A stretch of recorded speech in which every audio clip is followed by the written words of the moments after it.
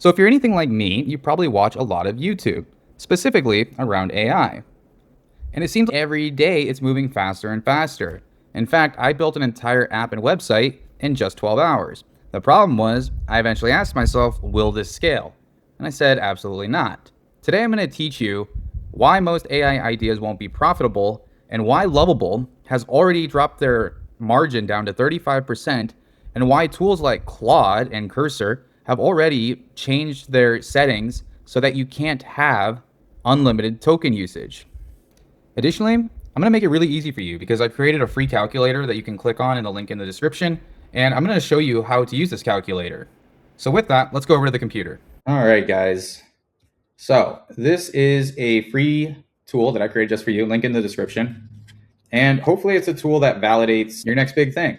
And it saves you many months of grinding only to be faced with the reality that the idea won't scale. And I'm making this video in large part because I've seen a lot of YouTubers creating some pretty cool products. In fact, I've tried a couple out, and I've even seen some, though, they're offering like 50% off your first month, some 50% off 3 months.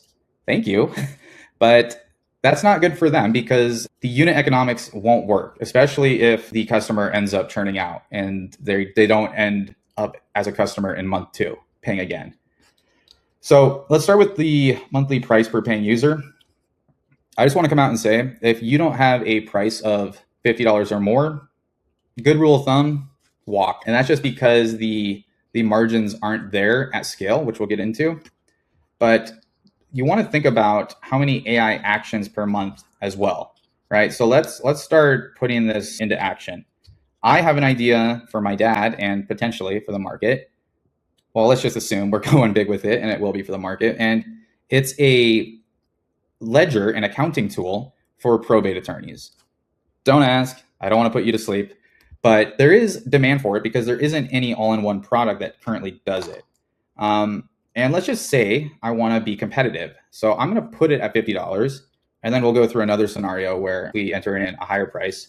But at $50, and let's say the base case, because this is going to be targeted towards solo practicing attorneys or small law firms. So they probably won't be using it as a power user, probably will use it on all of their probate related cases. Let's say it's about 500 actions per month. And also it's important to think about, if the AI actions are less than 300 a month, I just want to say it might look good here, but that also means you don't have an engaging product. Maybe it's a unique case that I'm not thinking of for you guys. But what I found, at least with my ideas, is that I want the person engaging with my app. I want to build a community around the app. I want it to be an app that this is a one-stop solution, right? So hopefully the more the customer uses it, the more they become loyal to the brand, the more they use it. So let's just say in my case, an attorney the attorney has more cases and more caseload. So with each additional case they bring on, let's say they're at 1,000 now, 1,000 API calls a month, you can see it starts to get weaker. The idea is more fragile. But let's go back to our base case of 500.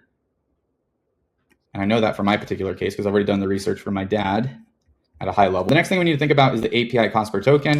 I'm just going to put in 3 cents here because that's the base average if you're using a model like Sonnet or Sonnet 4.6 or Sonnet 5.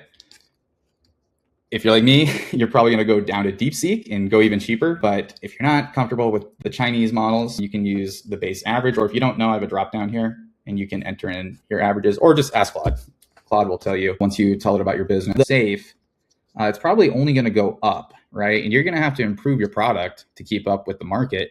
So I'm actually going to play it safe because I'm going to continue to improve my models or improve my product, I should say. So I'm going to go with 5 cents there. And you can already see it's breaking down. It works, but it's fragile. Let's think about the other fees that I'm not thinking about. If we go with $1.25 in total extra costs, things like payment fees, the cost for email. Yes, email's cheap, but it does accrue over time. And so does SMS. SMS is actually really expensive. And if you're not doing SMS as part of your marketing plan, eventually you're probably going to fail just because of poor marketing. You got to keep your users engaged, right? Retention marketing is a real thing, even though it's not sexy. And yes, I'm biased because that's what I've spent the vast majority of my career in. So you got to think about those 2 things. And then one of the big ones is storage, right? So if you have an app that allows the customer to come back, which is good, and work off of previous sessions, or memory files, that's awesome. That's a great step in the right direction for having a good product. But if a power user comes in and is blowing your storage costs up, you're going to see over time, these power users are just going to break down your business model and you start to lose margin over time. So I'm going to assume that as I get more attorneys, they're going to use the product more and more. And I'm going to go with a base case of $3. And this is a compounding cost. So really put some thought into it and play it safe. I'm going to go with $3. This is a big one, the cost to acquire customers. So every industry is different. And I included a drop down here. If you don't know, you can just put in your industry and it'll just give you the average, or you can just use Claude or whatever AI you use. But I know with attorneys and this product, the average cost to acquire an attorney, because it's competitive, is about $150. Oh, wow. I'm actually surprised it didn't go down. I thought that would break it.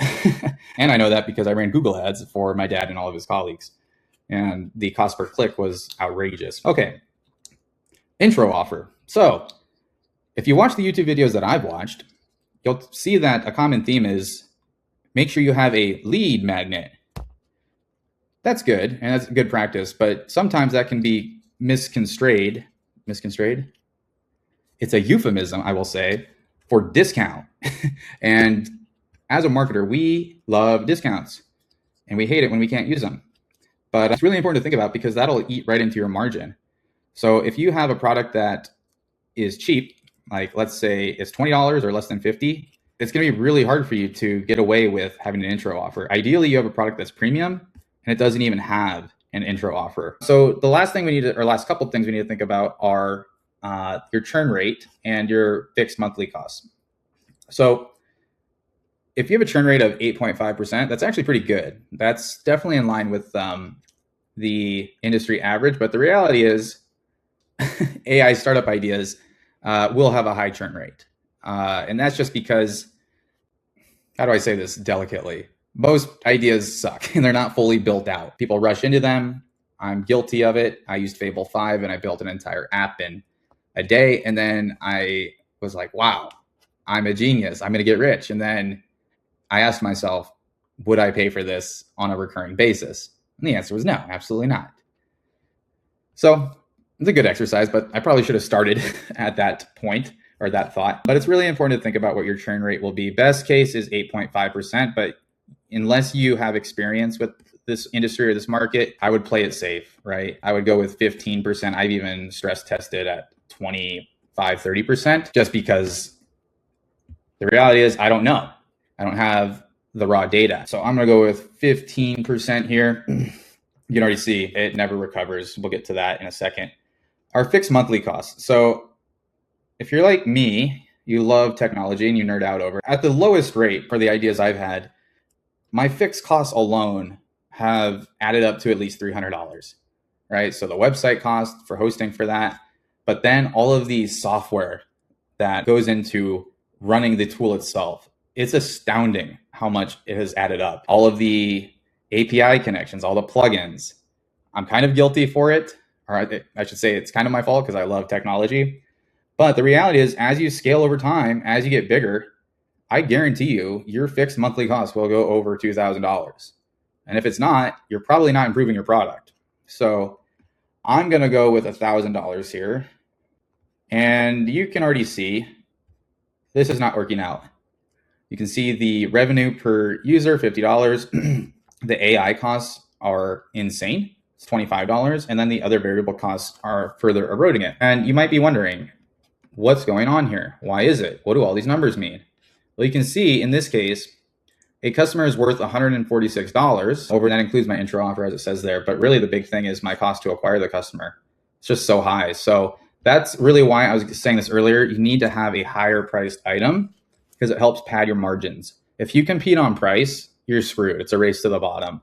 And I can attest to that as someone who has worked in e-commerce the last 10 years. The biggest mistake brands make and ultimately end up failing because of it, or the CMO gets fired for as a result, is discounts. Discounts and competing on price instead of brand and product and customer support. So try and go high on the price, but we're still on a fragile model here. So how do I make this better? Okay, well, I'm going to get rid of my intro offer because I'm going to make it a premium product. Okay, I'm going to have a how it works, like a dynamic how it works section on the homepage, and you can actually try it out on the homepage. If you want, I can create a full video on that, but I think that's a stronger lead magnet. Instead of giving a discount on the homepage, let the user try the product somehow. It's a way better way to engage the user, convert the user, and you save money as a result. You save margin, I should say. So in this case, the math works out, even with my conservative inputs. Higher price, pretty good amount of AI interactions per month, API cost at 5 cents. Let's see what happens if I go down to DeepSeek levels. Oh yeah, now we're cooking. One thing I want to call out now that I see it, I forgot to mention this, is your payback period. So we all want to make our money back as quick as possible. So this is telling me that based off of this, my payback period is 1.7 months. Pretty good. But if it takes 3 months to get your money back, that sucks because it's a loyal customer. They've been around for 3 months. They like the product, or they forgot to cancel. One of the two. Hey, your money going in your pocket.